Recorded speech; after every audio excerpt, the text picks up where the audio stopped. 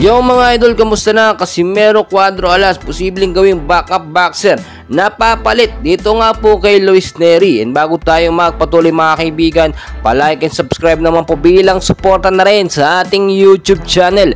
Well, kumpirmado na nga po mga kaibigan at pinag-uusapan na sa lahat ng social media.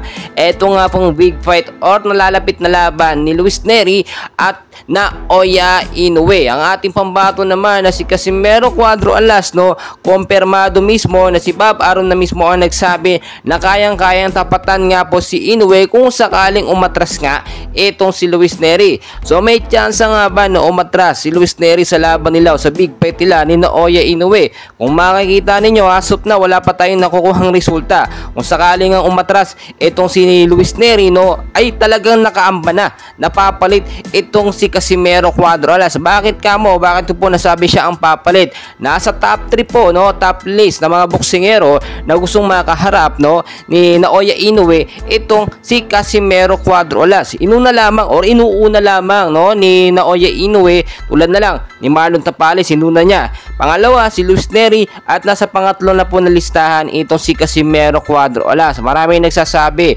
ang nilalabanan lamang ni Inoue mahihinang boksingero. So ang tinapalabas niya mahihinang boksingero si Marlon Tapales at itong si Luis Nery, at lagi po sa Japan nangyayari ang laban. Then recently napag-usapan na po yan, no, wag sa Japan gawin ng laban yung big fight kasi nga naman nagkakaroon ng mga problema, no, o sinasabi natin benta or lutong laban. Pero mga kaibigan, kung titignan po ninyo, no, malamang sa malamang, no, napakalaki po ng chance si Inoue ang mananalo dito.